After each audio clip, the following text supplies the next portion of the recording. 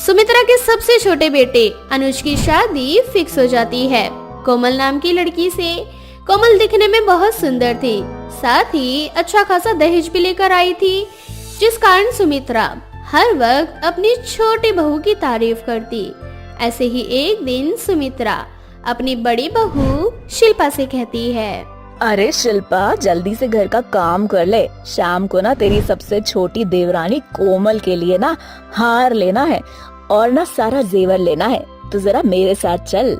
ठीक है माँ, मैं चल दूंगी, लेकिन आप सिर्फ अपनी छोटी देवरानी को ही जेवर दिलवाओगे या हमें भी कुछ मिलेगा? आखिर शादी तो हमारे देवर की है, हम भी तो अच्छे लगने चाहिए ना। हाँ, तो जाकर अपने पति से मांगो या फिर अपने माँ बाप से मांगो। मेरी सबसे छोटी बहू, जो कि दिखने में भी बहुत सुंदर है और खूब सारा दहेज भी लेकर आ रही है, अब मुझे खुश करेगी। उसी की खुशी के लिए तो मैं उसे ये सब दूंगी। तूने आज तक मेरे लिए किया ही क्या है? अच्छा जी, हमें आज तक आपके लिए कुछ नहीं किया क्या? सारा दिन सेवा आपकी हम करें, घर का सारा काम हम करें, और आप कह रहे हैं कि हमने आपके लिए किया ही क्या है? देख, शादी ब्याह का घर है, समय बर्बाद करने से बेहतर है कि अपने काम को समय से कर लिया जाए। आज मुझे जेवर लाने जाना है, कल को मुझे हलवाई वाले से बात करनी है, बहुत सारा काम है मेरे पास। तुम दोनों कोई आर्टिफिशियल ज्वेलरी पहन लेना, दिखने में पता थोड़ी चलेगा कि असली है नकली। रहने दो माँ जी, इतना एहसान करने की जरूरत नहीं है। इतना तो हमारे माँ बाप ने हमें देकर ही भेजा है कि हमें किसी की शादी ब्याह में आर्टिफिशियल पहनने की जरूरत ना पड़े। अच्छा, अगर जरूरत नहीं है तो फिर मांग क्यों रही है? मैं तो कह रही हूँ कि तू जो तेरे माँ बाप। थोड़ी देर बाद दोनों सास बहू सोनार की दुकान पर जाकर सोने का हार खरीदने लगती है। तभी शिल्पा की नजर एक पायल के ऊपर जाती है। वो अपनी सास से धीरे से कहती है, माँ जी, ये पायल कितनी ज्यादा सुंदर लग रही है, मुझे बस एक पायल ही दिला दो और कुछ मत दिलाना।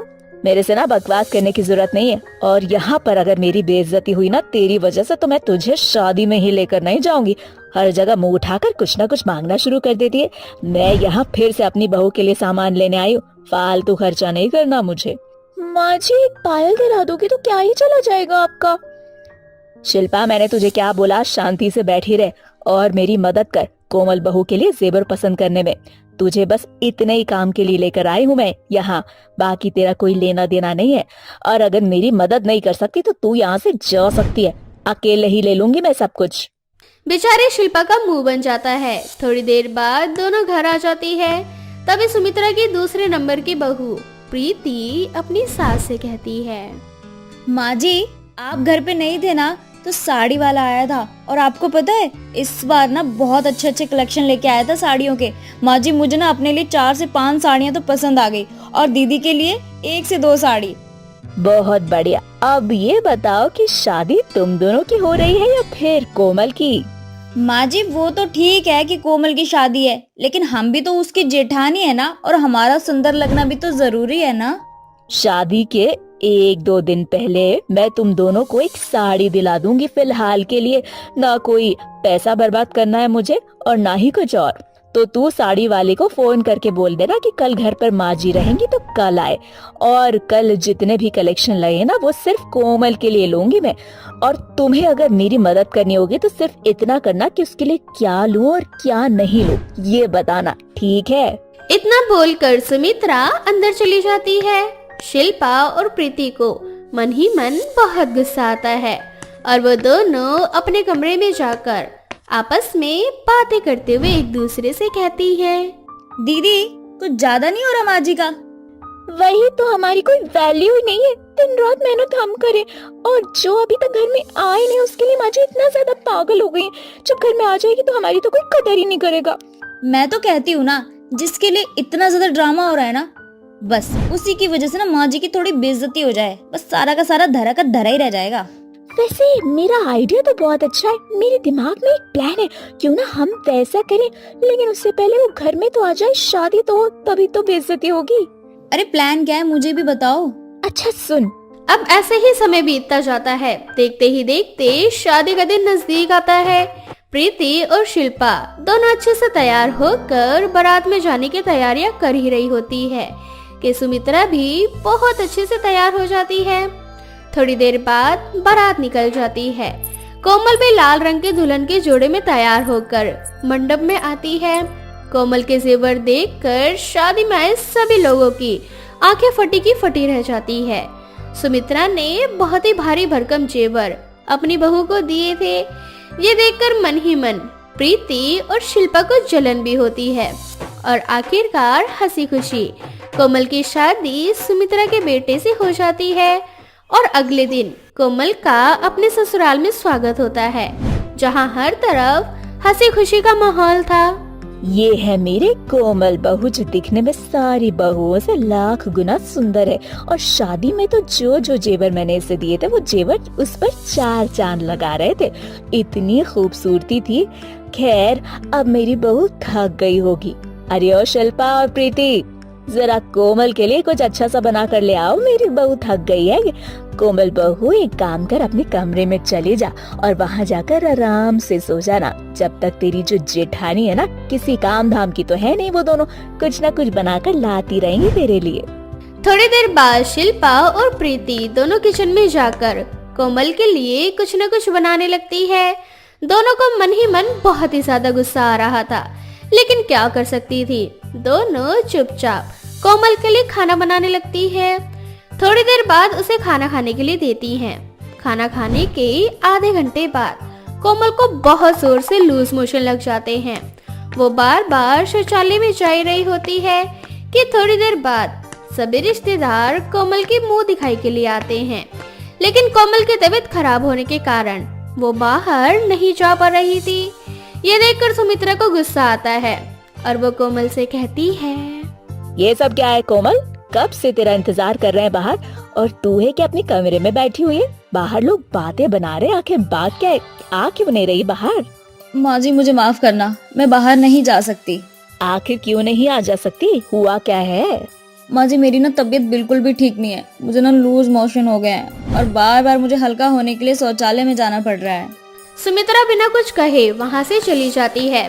थोड़ी देर बाद शिल्पा और प्रीति दोनों कोमल के पेट खराब होने को मजाक बनाने लगते हैं और अपने कमरे में बैठकर इसका आनंद लेती हैं कि तभी सुमित्रा वहाँ आ जाती है और सुमित्रा इनकी सारी बातें सुन लेती है और इन दोनों से कहती है, अच्छा, तो ये सब तुम दोनों का किया धरा है? बेशरम, इतनी भी शर्म नहीं आई तुम दोनों को ये सब करते हुए? इस कोमल ने तुम्हारा बिगाड़ा ही क्या था? अरे नाराजगी तो मुझसे थी तुम्हारी, मुझसे कर लेती, करना ही था तो। उस बेचारी ने तो आज तक तुम्हारे बारे में कुछ कहा नहीं। तुम्हें पता है तुम्हारी वजह से उसकी तबीयत कितनी ज्यादा खराब हो गई है? इतना बोलकर सुमित्रा कोमल की मुंह दिखाई कुछ दिन के लिए टाल देती है और डॉक्टर को बुलाकर कोमल को दवाई देती है। कुछ दिन बाद कोमल बिल्कुल ठीक हो जाती है और कहीं न कहीं शिल्पा और प्रीति को अपनी गलती का एहसास होने लगता है और वो दोनों कोमल से माफी मांगती हैं, जिसके बाद अब वो सभी हंसी खुशी अपने जीवन में आगे बढ़ती हैं। अनामिका नाम की एक गरीब लड़की रोहित नाम के एक अमीर लड़की से बेहद प्यार करती थी। रोहित भी अनामिका पर जान छिड़कता था। ऐसे ही एक दिन अनामिका और रोहित मिलने के लिए एक पार्क में जाते हैं और उसी पार्क में रोहित की माँ अमृता भी टहलने के लिए जाती है। अनामिका और रोहित आपस में बात कर ही रहे होते हैं कि तभी अमृता की नजर अनामिका और रोहित पे पड़ती है। रोहित इस समय पार्क में? लेकिन मेरे बेटे के साथ ये लड़की कौन है? मेरा बेटा तो मुझसे ये कह के गया था कि वो काम के सिलसिले में शहर से बाहर जा रहा है, लेकिन वो तो इस लड़की के साथ पार्क में बैठा है। जहां अमृता उस लड़की को देख ये सब कुछ सोच ही रही होती है, तो वहीं दूसरी ओर अनामिका रोहित से बोलती है, रोहित, जैसा तुम मुझे अपनी माँ के बारे में बताते हो, ये सब जानकर तो मुझे लगता है कि तुम्हारी माँ मुझे कभी नहीं अपनाएंगी। अनामिका, तुम बेकार ही डरती हो। माना कि माँ थोड़ी सख्त है, पर मैं भी उन्हीं का बेटा हूँ और वो मुझसे बहुत प्यार करती हैं। देखना, मेरी जिद के सामने माँ को अपने घुटने टेकने ही पड़ेंगे और आज घर पर जाकर मैं माँ से हमारे बारे में बात करूँगा। पर तुम तो शहर जा रहे थे ना रोहित? अगर अब तुम शहर ना जाकर सीधे घर जाओगे तो तुम्हारी माँ को तो यही लगेगा कि मेरी वजह से ही तुमने ये काम छोड़ा है। अनामिका, आगे से बॉस ने ही मुझे जाने से मना किया है, तो मैं शहर कैसे जा सकता हूँ? ये बात तुम्हें और माँ को समझनी होगी। अच्छा, मैं चलता हूँ। इस तरह से रोहित वहाँ से चला जाता है। अब अनामिका भी अपने घर के लिए निकलने लगती है कि तभी रास्ते में अमृता अनामिका को रोक लेती है और उसके साधारण कपड़े देख उससे बोलती है, देखने में तो तुम बड़ी ही सीधी सादी और मासूम सी लड़की नजर आ रही हो, पर जिस तरह से तुम्हारी हरकत है ना, वो मुझे सब बता रही है कि तुमने मेरे बेटे के ऊपर डोरे डाले हैं। मैं कुछ समझी नहीं आंटी। अनामिका के पूछने पर अमृता अपने बारे में बताती है। अब जैसे ही अनामिका को पता चलता है कि अमृता उसकी होने वाली सास है, तो वो उसके पैर छूती है, जिस पर अमृता उससे बोलती है, ये ढोंग करना बंद करो, तुम जैसे गरीबों को मैं अच्छे से जानती हूँ। और एक बात, अपने दिमाग से मेरे बेटे का ख्याल निकाल दो, क्योंकि मैं तुझ जैसी गरीब के साथ अपने बेटे की शादी तो कभी नहीं होने दूंगी। इस तरह से अमृता अनामिका को भला बुरा सुनाकर चली जाती है।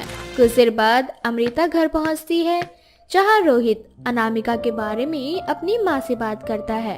अनामिका का नाम सुनते ही अमृता को गुस्सा आ जाता है और वो रोहित से बोलती है, रोहित बेटा, तू उस लड़की को भूल जा, मैं तेरी शादी एक सुंदर सी अमीर लड़की से कराऊंगी, ना कि उस फटीचर से कराऊंगी जिसके घर में खाने के भी लाले पड़े हैं। माँ, मैं अनामिका से बहुत प्यार करता हूँ। मैं शादी करूंगा तो केवल अनामिका से ही। अगर आपने मेरी शादी उससे नहीं करवाई तो मैं खुद खुशी कर लूंगा, पर मैं अनामिका के अलावा किसी और को अपनी बीवी और इस घर की बहू नहीं बनने दूंगा। रोहित की जिद देखकर ना चाहते हुए भी अमृता इस रिश्ते के लिए मान जाती है और बहुत जल्द रोहित अपनी माँ के साथ अनामिका के घर जाता है, जहाँ अमृता अनामिका के गरीब बाप को देखती है और उसके फटे कपड़े और घर में से आ रही बदबू देखकर अमृता गुस्से में अनामिका के पिता से बोलती है, वैसे आप लोगों की औकात तो है नहीं हम लोगों के साथ बैठने की, लेकिन फिर भी मेरा बेटा तुम्हारी बेटी को बहुत प्यार करता है, इसीलिए मैं तुम लोगों के यहाँ पर रिश्ता जोड़ने आ रही हूँ। लेकिन मेरी भी एक शर्त है। कैसी शर्त बहन जी? मैं अपनी अनामिका की खुशियों के लिए आपकी सारी शर्त मानने को तैयार हूँ। तो फिर ठीक है, मुझे दहेज में 1 कार, 2 लाख रुपए और 5 तोला सोना चाहिए। बहन जी, मैं बहुत गरीब हूँ। मैंने बड़ी मुश्किलों से अपनी बेटी की परवरिश करी है। मैं गरीब भला आपको इतना दहेज कहाँ से दूंगा? पर हाँ, मेरी बीवी ने मरने से पहले मेरी बेटी के लिए कुछ कपड़े और गहने बनवाए थे। मैं वो गहने आपको दे दूंगा और उन्हीं कपड़ों में अपनी बेटी की विदाई कर दूंगा। अरे गरीब, जब तेरी औकात नहीं थी अपनी बेटी को बिहाने की, तो उसे ये सीख क्यों दी कि किसी रईस खानदान के लड़के को फंसाए? अपनी माँ के मुंह से ऐसी बातें सुन रोहित को बहुत बुरा लगता है और वो अपनी माँ से बोलता है, माँ, मैं यहाँ आपको इसलिए लाया था ताकि आप मेरी और अनामिका की शादी करवा सके। पर अगर आप नहीं चाहते कि मेरी और अनामिका की शादी हो तो ठीक है, मैं अनामिका से शादी करके आपसे दूर चला जाऊंगा। अरे नहीं बेटा, तू ये सब क्यों बोल रहा है? अगर तू ही नहीं रहेगा तो मैं इस धन दौलत का क्या करूंगी? इस तरह से बहुत जल्द अनामिका और रोहित की शादी हो जाती है और शादी में अनामिका अपनी माँ के कुछ गहने और एक साड़ी लेकर आती है। मुंह दिखाई वाले दिन जब अनामिका साड़ी पहनकर बाहर आती है तो सभी मेहमान अनामिका की सुंदरता देख हैरान हो जाते हैं और अमृता से बोलते हैं, अरे बहन अमृता, तुम तो कह रही थी कि तुम्हारी बहू एक गरीब घर की है, पर ये क्या, तुम्हारी बहू की साड़ी और उसके चेहरे की चमक को देखकर तो ऐसा लग रहा है जैसे वो कोई राजकुमारी है। उस साड़ी में अनामिका की खूबसूरती निखर रही थी। ये देखकर एक पल के लिए अमृता को भी अपनी आंखों पर विश्वास नहीं होता। शाम को जब सभी मेहमान अपने अपने घर चले जाते हैं तो अमृता अनामिका के पास आकर उससे बोलती है, क्यों रे करमजली, मेरे बेटे से शादी होते ही तू उसे लूटने लगी? सच सच बता, कौन से पार्लर से मेकअप करवा के आ रही है जो तू इतनी सुंदर दिखाई दे रही है? ये साड़ी कौन सी दुकान से खरीद के लाई है? माँ जी, मैंने कोई मेकअप नहीं किया और ये साड़ी तो मेरी माँ की है। तेरी माँ की साड़ी, वो भी इतनी सुंदर? जब ये बात अमृता को पता चलती है कि अनामिका ने कोई मेकअप नहीं किया था और वो साड़ी भी उसकी माँ की है, तो अमृता को अनामिका की बातों पर विश्वास नहीं होता और वो मुंह बनाकर वहाँ से चली जाती है। अब ऐसे ही कुछ दिन बीत जाते हैं और एक दिन रोहित की जॉब छूट जाती है, जिस वजह से रोहित डिप्रेशन में चला जाता है और इस वजह से अब घर की आर्थिक व्यवस्था खराब होने लगती है और अमृता इस चीज का ताना अनामिका को देती है। आज तेरी वजह से मेरे बेटे की नौकरी चली गई। अरे मेरा बेटा, मेरा लाल डिप्रेशन में चला गया। देखते ही देखते हम लोग गरीब हो गए। ये सब कुछ तेरी वजह से हुआ है करमजली। माँ जी, आप ये सब कुछ क्या कह रही हैं? आखिर मैं ऐसा क्यों चाहूंगी कि मेरे पति की जॉब चली जाए, रोहित डिप्रेशन में चला जाए या मेरे ससुराल वालों की आर्थिक स्थिति खराब हो जाए? तू नहीं चाहती, लेकिन तेरे पैर तो मनहूस है ना। जब तू पैदा हुई थी तब तू अपनी माँ को खा गई, और जब इस घर में आई तब तू मेरे बेटे की नौकरी खा गई। और आज तेरी वजह से मेरा लाल, मेरा सोना डिप्रेशन में चला गया है। जब से तू इस घर में आई है, मेरे घर से तो लक्ष्मी भी जा रही है। अमृता की ऐसी बातें सुनकर अनामिका को बहुत बुरा लगता है और वो अपने कमरे में जाकर अपनी माँ की साड़ी को हाथ में लेकर रोने लगती है। माँ, काश कि आप जिंदा होती तो मुझे ताना नहीं सुनना पड़ता। मेरी सास को लगता है कि मैं कुलक्षणी हूँ। मेरे आने से इस घर की लक्ष्मी चली गई। काश कि मैं अपने पति को ठीक कर पाती और माँ जी की मदद कर पाती। काश कि मेरे पास इतने पैसे होते कि मैं उन्हें दे सकती। अनामिका के इतना बोलते ही उस साड़ी में से पैसे ही पैसे निकलने लगते हैं। ये देख अनामिका को विश्वास नहीं होता और उसे पता चल जाता है कि उसकी माँ की दी हुई साड़ी कोई साधारण नहीं बल्कि जादुई है। और इसी साड़ी की वजह से मुंह दिखाई वाले दिन अनामिका की खूबसूरती इतनी ज्यादा बढ़ी थी। अब क्या था, अनामिका वो सारे पैसे लेकर अपनी सास को दे देती है और जादुई साड़ी के जादू से रोहित भी डिप्रेशन से बाहर आ जाता है। घर में सब कुछ ठीक होने लगता है। ये देख अमृता अनामिका से बोलती है, तू और तेरा बाप इतने गरीब हैं कि तुम लोगों के पास 1 रुपया नहीं है। फिर तू इतने पैसे कहाँ से लाई है बहू? और तूने ऐसा कौन सा जादू किया कि मेरा बेटा पहले की तरह ठीक हो गया? माँ जी, ये सब कुछ तो मेरी जादुई साड़ी का कमाल है।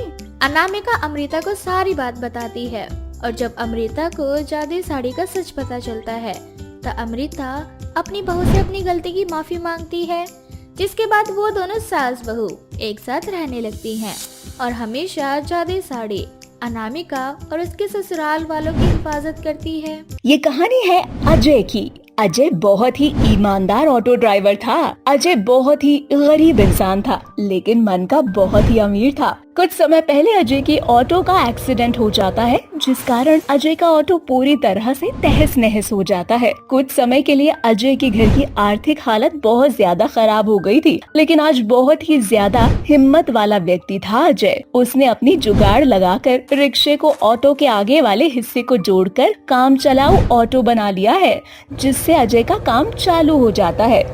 ऐसे ही अजय जगह जगह जाकर कुछ सवारी उठाता है और उन्हें अपने घरों में छोड़ देता है। ऐसे ही एक दिन अजय एक मेट्रो स्टेशन के पास खड़ा होता है। तभी वहाँ एक बूढ़ी औरत आती है जो कि बहुत ही ज्यादा गरीब होती है।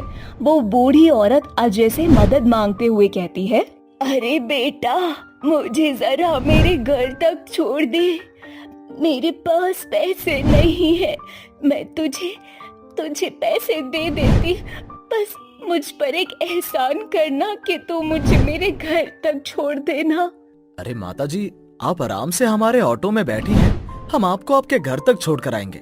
और ये मत समझना कि हम एक ऑटो ड्राइवर हैं। ये समझिए कि हम आपके बेटे हैं और आप अपना आशीर्वाद हमारे सर पर बनाए रखना। हम तो सोचते हैं कि हमें रोज मौका मिले आप जैसी माताओं की सेवा करने का। बेटा, ये तो तेरा बड़प्पन है कि तू ऐसी सोच रखता है, वरना आजकल के वक्त में तो बिना पैसे के लोग अपनी इंसानियत दिखाना भूल जाते हैं। इस दुनिया में बहुत से ऐसे लोग हैं जिनके पास पैसे हैं, तो जिनके पास पैसे नहीं है, कम से कम उन लोगों की मजबूरी को समझना ही बड़ी इंसानियत है। हम उनकी मदद करें, यही बड़ी बात है। मैं बहुत देर से बहुत सारे ऑटो वालों से मदद मांग रही थी, सबने मुझे भगा दिया, लेकिन एक तू है जिसने मुझे अपनी माँ कहा और मेरी मदद के लिए तैयार हो गया। तेरा बहुत बहुत शुक्रिया बेटा। भगवान अपना आशीर्वाद तुझ पर बनाए रखे। भगवान क्या माता जी, आप भी क्या बात करते हो। आप खुद हमारे लिए भगवान हैं। इसलिए आप हमें अपना आशीर्वाद दीजिए कि हम जीवन में तरक्की करें। कितनी भी मुश्किल आ जाए, हम कभी भी इसके आगे झुके नहीं। अब चलिए, आप हमारे ऑटो में बैठे हैं, हम आपको लेकर चलते हैं आपके घर। अजय उस बूढ़ी औरत को अपने ऑटो में बैठा लेता है। आसपास के बहुत सारे ऑटो ड्राइवर ये देखकर अजीब सा मुंह बनाते हैं और आपस में बात करते हुए बोलते हैं, अरे ये अपने आप को समझता क्या है कि बहुत बड़ा दयालु इंसान है। अरे अगर ऐसे रोजगार में हम लोग दया दिखाते रह गए ना तो हमारे हाथ 1 रुपया भी नहीं लगेगा। हाँ भाई, बात तो तुम बिल्कुल सही कर रहे हो। और वैसे भी इस अजय के कहने से हम भी करने लग जाएंगे क्या ऐसे काम? नहीं, हम तो भाई पहले पैसा और फिर काम ऐसे ही करेंगे। इसकी तरह खैरात में थोड़ी आ रही है मेहनत। अजय रास्ते भर उस बूढ़ी औरत से खूब सारी बातें करता है। बातें करते करते उस बूढ़ी औरत के घर का रास्ता आ जाता है। अजय देखता है कि वो औरत एक मंदिर पर उतरने के लिए बोलती है। अजय को थोड़ा सा अजीब लगता है, लेकिन वो बूढ़ी औरत को मंदिर में ही उतार देता है। बूढ़ी औरत मंदिर में उतरती है और अजय से कहती है, बेटा अजय, क्या तुम मेरे दर्शन नहीं करोगे? माता रानी, आप ऐसा कौन सा पुण्य का काम किया है मैंने जो मुझे आपके दर्शन हो गए? मेरा जीवन तो धन्य हो गया माता रानी। अब अगर मौत भी आ जाती है ना तो कोई गम नहीं होगा माता रानी। अगर मुझ नादान बच्चे से कोई भूल चूक हो गई हो तो उसके लिए क्षमा करना और अपना आशीर्वाद मुझ पर बनाए रखना माता रानी। अजय बूढ़ी औरत को साक्षात माता रानी का रूप समझ रहा होता है। थोड़ी देर बाद वो बूढ़ी औरत सच में एक माता रानी का रूप ले लेती है।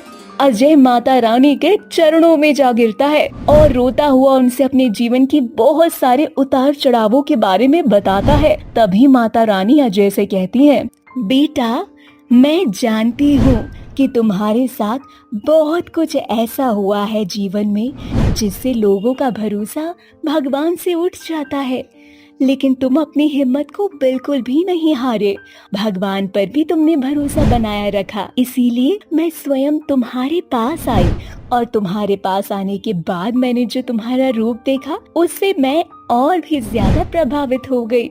बस मैं तुम्हें इतना ही कहना चाहूंगी कि चाहे तुम्हारे जीवन में कितनी भी कठिनाइयाँ क्यों ना आ जाएं, तुम हमेशा इसी तरह से रहना और लोगों में खुशियाँ बांटते रहना।